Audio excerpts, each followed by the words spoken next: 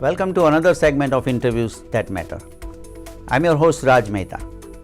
Friends, in this segment we bring those guests who influence our lives. This includes elected officials, policymakers, heads of major organizations and other dignitaries. It is my sincere hope that the knowledge brought in by our guests will help our community. Today we have such guest, Howard Weitzman. Howard Weitzman was a Nassau County Comptroller for 2 terms in the past, and now he is running again for the Nassau County Comptroller on November 5th. Let's meet Mr. Weitzman.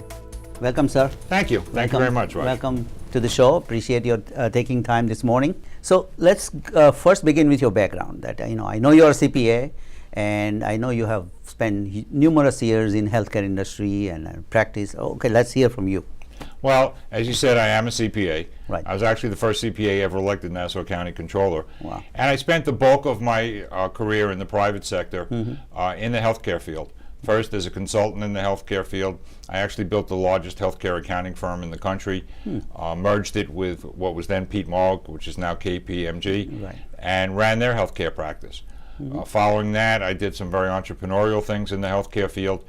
One of the things I did was a mail service pharmaceutical provider, which gave me the experience in the background to put together the Nassau RX drug discount program, which we did during my first term. I was actually in semi-retirement when I got a call from the Democratic Party in 2001 saying, we need you to run for Nassau County Comptroller. And I thought about it. I thought it was a great opportunity. I didn't think I could win at the time, but I knew Nassau County's finances were really in the dumps. I knew I could do a good job in turning it around. I didn't think I could get elected, but I saw it as an opportunity that I really would be regretful for if I didn't take it. I did win the election, and I was fortunate enough to become the Nassau County Comptroller in 2002. Wow, great. But before that you were also mayor, right? I was mayor of the village of Great Neck Estates. I served as a trustee for 6 years. I served as a mayor for 6 years. Thank goodness that they had term limits, so I didn't continue to serve as the mayor. But that gave me, again, a lot of experience in the world of politics, in Nassau County politics, in running a government, although obviously Great Neck Estates is much smaller than Nassau County. Right. I also ran Bill Bradley's presidential campaign in Nassau County in the year 2000. Okay, so you did have a political background. I mean, you just didn't jump into Nassau County, just like that, right? Yes. Okay. It's, Nassau County is huge. We have a $2.7 billion budget. We have 1.3 million people in Nassau County. And if by itself it would be the 11th largest state in the country. And people say, well, we live in this county, it's a little government. It's not a little government. It's a big deal. And you need good people with good, solid experience to run it. Yeah, not easy job. No, it's not an easy job. And my friend said to me, why do you want to do this again? I mean, it was hard to do the first time. It's going to be harder the second time. And it's true. It's going to be harder the second time. But the fact of the matter is, we live here. We all have a lot invested here in our businesses, in our homes, in our families. And if I can do something to make this better, that's what I want to do. So let's rewind the clock, like the first day you walked into the office. First day I walked into the office was unbelievable. In fact, I had a reporter with me, and we walked through, and I said, this is like going down memory lane. We had all of the old machines that nobody even sees anymore. Right. A machine that you probably even never heard of called a decollating machine, which is to pull apart all the carbon copies from the computer paper. They had adding machines, literally adding machines. They had Monroe-matics, if you remember those. Wow. They had word processors. One thing they didn't have, nobody had desktop computers. There were no desktop computers, which is one of the first things I took care of. So what were the challenges? Well, the challenges, number one, was to bring the technology up to date. Okay. And I had to send our staff out to classes at Nassau Community College, and the unions had chipped in and helped us in providing technical training so we could get everybody together around one system. We did that. And then the second was to really take the county apart and take a look at where we could save money for Nassau residents. And at that time, there was so much low-hanging fruit that it was not a difficult task to begin with. For example, we saved millions of dollars because we found, I think, 1,400 unused telephone lines that we were paying Verizon for, that the extensions weren't there anymore. Wow. That was just one example. We found overtime that was being used just for the sake of overtime. and where we could save millions of dollars. We were able to get legislation passed that saved the county $25 million over 5 years just by eliminating health care benefits for married couples within the county. I mean, both of them were getting full paid family health coverage at a cost of $20,000 each when they can only collect on one policy. Wow. The only difference was the county was paying the extra $20,000 per couple. There were 600 couples in Nassau County that we were able to eliminate and save a ton of money without cutting their benefits $1. So did you had a huge deficit when you came in, right, in the Nassau County? The county was rated the worst run county in America when we first got elected. Right. We didn't know how bad the deficit was really because they just were ignoring part of it. For example, there was $400 million on the books for unpaid real estate tax refunds. And the way they got that number was they counted boxes in the county attorney's office and estimated it. The actual number was $700 million in unpaid refunds. And it was just, departments didn't talk to each other. Nobody really knew. The left hand didn't know what the right hand was doing. We found that the accounts between the hospital, which at that time was an independent agency, Nassau University Medical Center, and the county were out of balance by $50 million because one side didn't talk to the other side, even though we were doing the accounting for both sides. A lot of examples like that. And I'm very proud that over the course of 8 years, the administration, the county legislature, myself, and certainly the county executive, Tom Swansea, was able to turn all of that around to the point where we actually showed surpluses every single year we were in office, and had a structural surplus for 2 years, which is unheard of, which means our recurring revenues actually exceeded our recurring expenses for 2 years during that period. Wow. So, with the county executive being Democrat and the legislator being Democrat, would probably certainly helped you.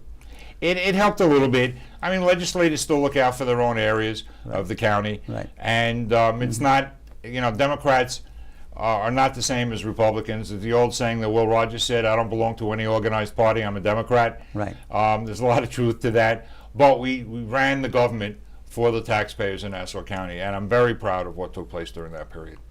So you had a lot of challenges during that, and you had to really kind of change around the whole controller's office, basically. We did. One of the first things I did is I promised myself I was not going to bring in political hacks to run the office, and we replaced all of the political hires with professional CPAs and attorneys who were nonpartisan. They were hired only for one reason: they were the smartest people I could find, and that made a big difference in itself.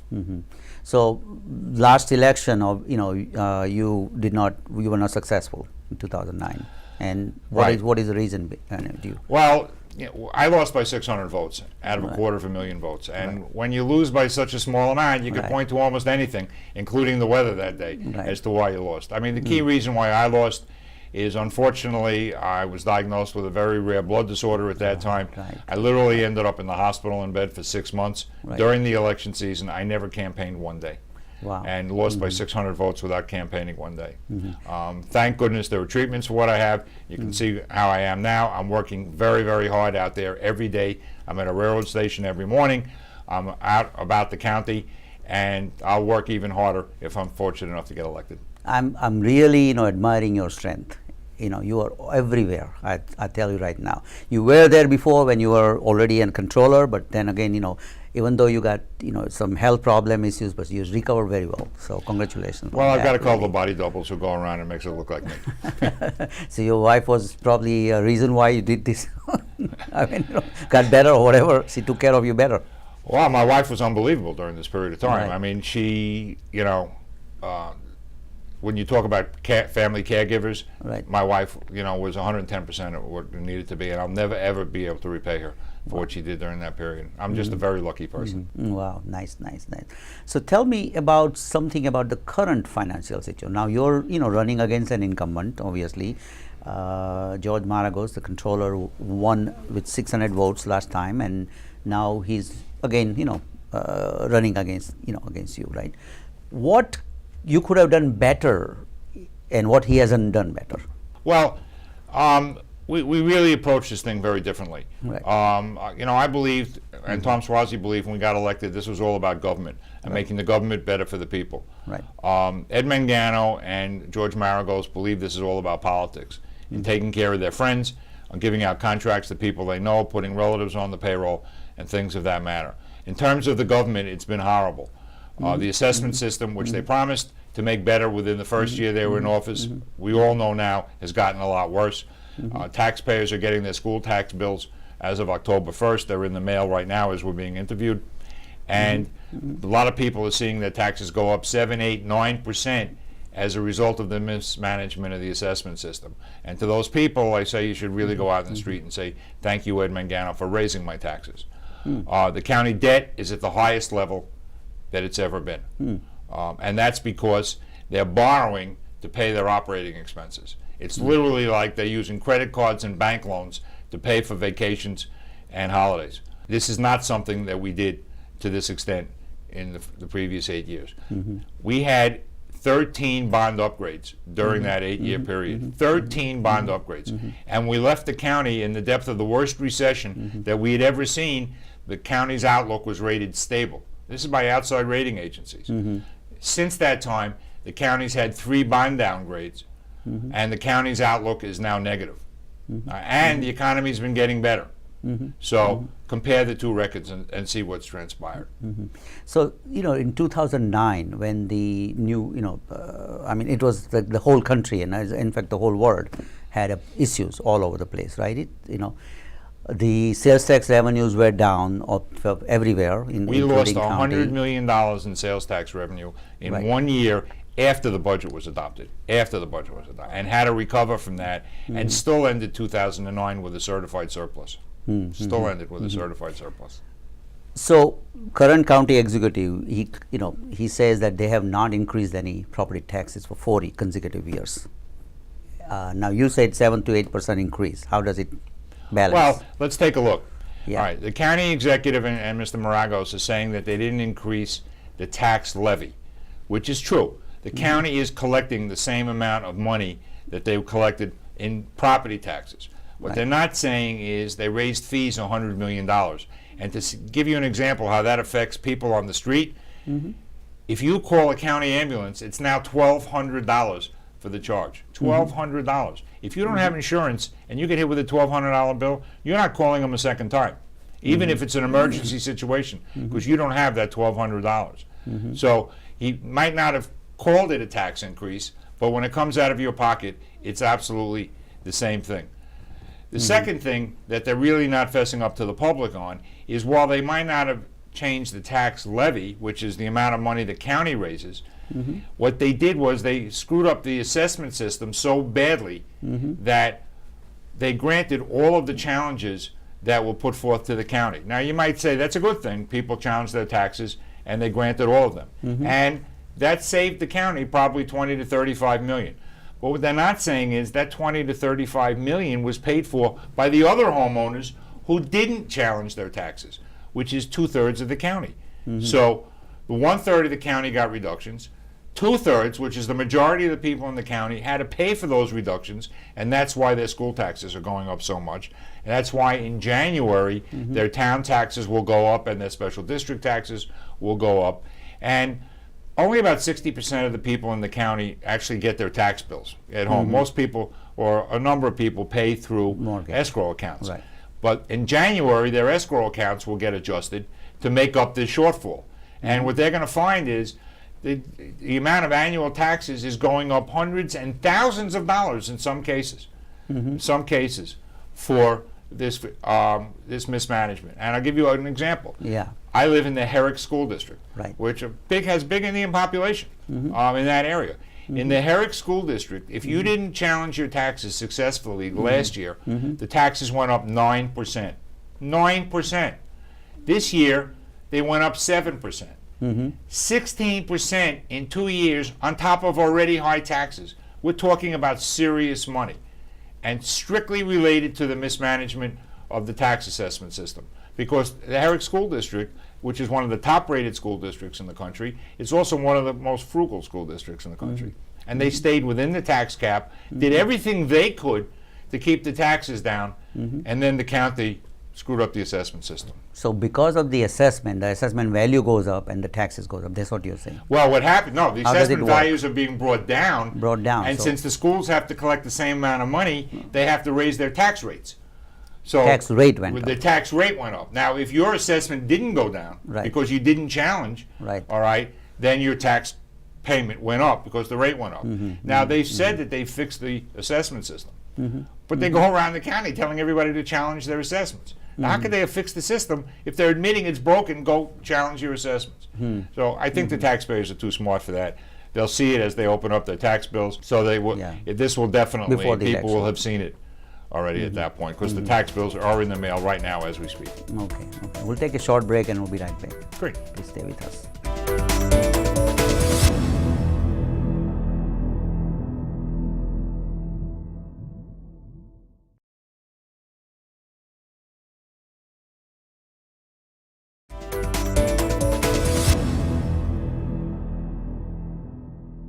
Welcome back to Interviews That Matter. I'm your host Raj Mehta. We are having a conversation with Howard Weitzman, who is rerunning for the County Controller's Office on November 5th. Welcome back, sir. Thank you. Yep. So let's talk about what is your vision, like for example, if when, I know you have a good chance of getting successful on November 5th, and let's say you become successful, and what is your vision for, how do you fix this? Well, first thing I'm going to do, is to get rid of all the political hacks in the office and rehire professionals into the top staff. Okay. I mean, you can't have political retreads running an office as critical and sensitive and as professional as the Comptroller's office. And I'm confident I'll be able to do that. And so that's the first thing, because you can't run the office if you don't have the right people in place to do that. The second thing I'm going to do is work with the county executive on reforming the assessment system. And the reason that is so important is because new assessments come out January 1st, the actual day that the new administration takes office. People only have until March 1st to challenge their assessments. Right. So you have a 2-month window.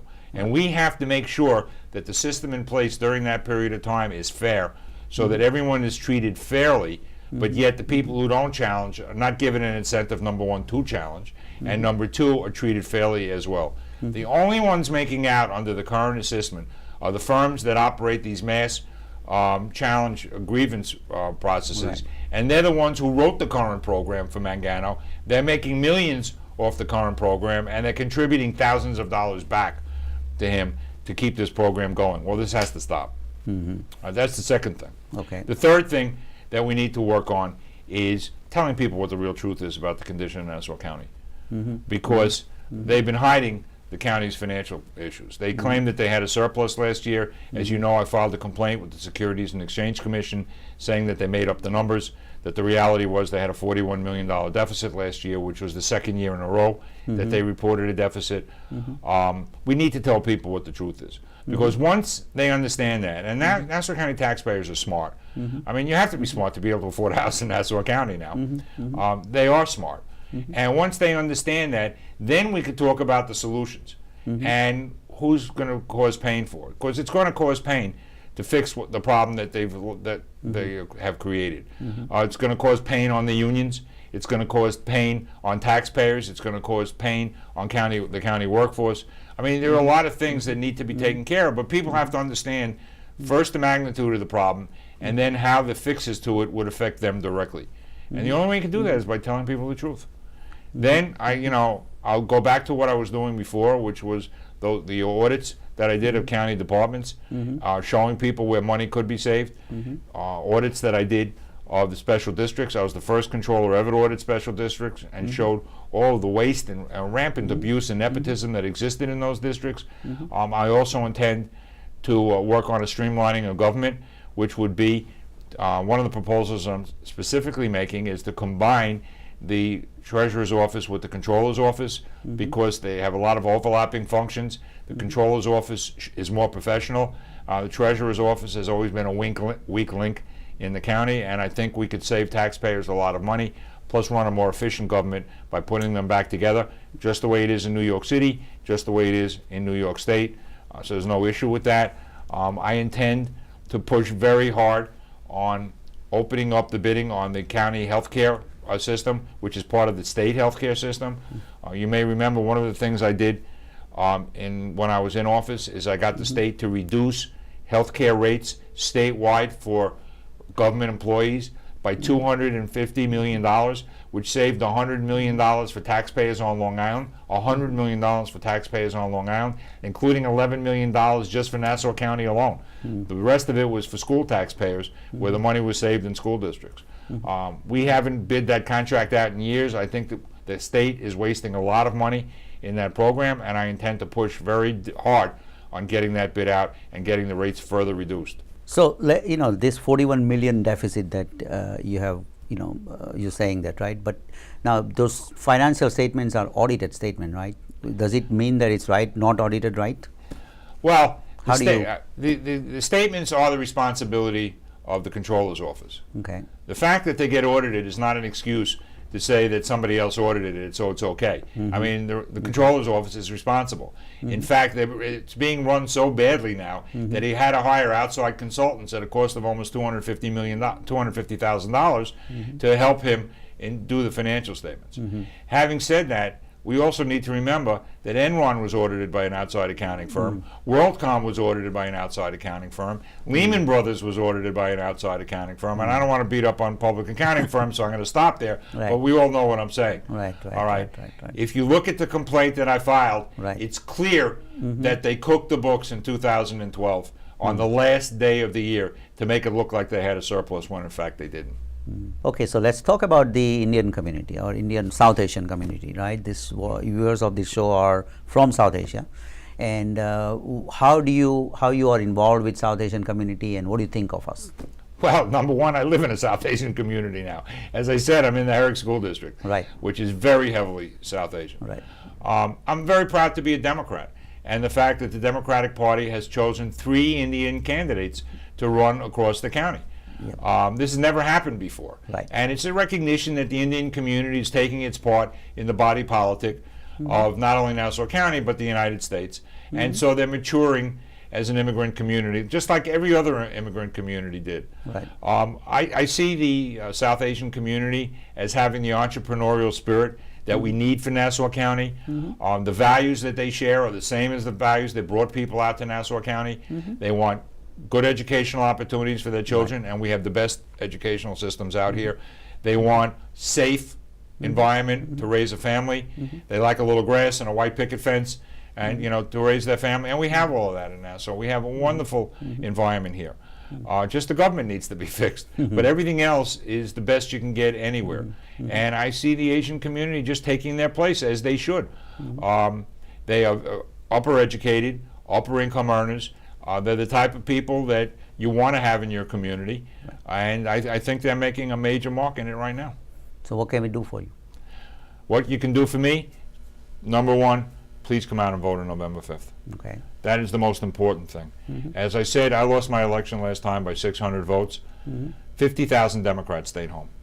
50,000 Democrats stayed home. Unfortunately, sadly, because they thought we won the election and they didn't have to vote. Well, this election is going to be different. This election is going to be very, very close. And it's going to come down to who gets out the biggest vote. And we're working very hard on that to get out a Democratic vote, but we need every one of your viewers to vote, to bring their friends to vote, to bring their families. And I know Asian Americans, like other Americans, have large families, and we have a lot of voters in that community, and we need them to come to the polls, all right, and vote on November 5th. If they have the time and the ability, we need them to volunteer at local Democratic headquarters. As I said, we've got Indian candidates running all over. In fact, right where I live in Herricks, we have Sid Nathan, who's running for the town council in the town of North Hempstead, and doing a great job at that, and will be a great town councilman, the first Democratic town councilman in that area ever, and certainly the first Indian town councilman any place in Nassau County. We have a candidate running for town clerk. Millie Makajani is running in Oyster Bay, the town of Oyster Bay, who is going to be a great clerk in Oyster Bay, and Shakir is running in for a town council position in Oyster Bay as well. So we've got a good representation of Indian politicians running for office. I use the word politicians, they're really not, because they're very new to this. Right. But they are going to do great when they get in office, but we need your help. Right, yeah. They were all on my show here, so it's already aired. Great. Right, yeah. Before we end, I just have a question here, okay, for you. Like, you know, finances are, like in Nassau County, we've got too many school districts, too many special districts, and it's a huge amount of administrative cost to everything attached. Like in town of North Hempstead, there are 110 approximately special districts where we live, right? Are you in favor of like some kind of a consolidation or some kind of something that we can save money? Well, as you know, I did a lot of reports on the issue of saving money in special districts. I had seminars that I held. We held a very big symposium at Hofstra University, attracted people from all over the country, and talked about the issue. And as a result, Governor Cuomo had a law passed which now makes it easier for people, if they want, all right, to vote on their special district being dissolved. Having said that, I think that's where it should be, in the hands of the residents who live in those special districts. It's up to the Comptroller's office to point out waste and abuse. Right. But I always said that there's no purpose in consolidating districts if it's not going to, one, save money, and number two, improve the quality of service. And that's a pretty high bar, because a lot of these districts provide a very high quality service at a very low price. For example, the lowest cost district that we could find in garbage collection happened to be the Port Washington Garbage District. Right. All right, and I said that in an audit that I did. So you've got to be very careful about lumping things together, and you're throwing out the good with the bad. If people feel that they want to eliminate a special district, they now are empowered to vote on that. Having said that, though, our focus will be on special districts only with respect to audits, just to make sure that they're adhering to appropriate financial guidelines and things of that nature. As far as the schools go, we have the finest schools in the country here. Right. Everybody knows that. Right. All right. Yep. Don't fix it if it's not broke. All right. Can we do better in spending? Yes. The schools can do better. They have to sharpen their pencils a little bit. No question about that. The tax cap that was passed by Governor Cuomo went a long way towards doing that. And please don't believe when the administration blames the school districts for the high increase in school taxes. Again, it was the assessment system. But in terms of consolidation, do we want our schools to look like New York City schools? That's why people came here in the first place. Right. They wanted local control over their schools. They want to join the PTA and feel that they can make a difference in their schools. All right, and they have made a difference in those schools. All right, the school districts that we're talking about, Herrick's, Jericho, Syosset, all of which have large Indian communities, are the best school districts in the country. Right. And that's why the Asian community, quite frankly, has flocked to those areas, those communities to live in, because they want those schools. Why would you mess with that? I agree. I agree with you. In fact, that's one of the great differences between myself and my opponent when it comes to education. My opponent, Mr. Maragos, has pointed towards the New York City as a model that we could follow in Nassau County. All right, I think everyone would reject that out of hand. We don't want to be like New York City. We want to continue the excellence that we have in Nassau County. Secondly, when he was running for U.S. Senate, he publicly called for the abolition of the Department of Education. I mean, it's hard to believe that somebody in this day and age, when education is so important for our children to compete in the global economy, that he would call for the abolition of the Federal Department of Education, but he did. Wow. Okay, that ends our show. Thank you so much for joining us. If you have any questions, comments, you can email me at rajmitv@gmail.com. Again, that's rajmitv@gmail.com. You can watch our prior shows on YouTube at youtube.com/Infosys International. Again, that youtube.com/Infosys International. Until next time, have a great week. Thank you.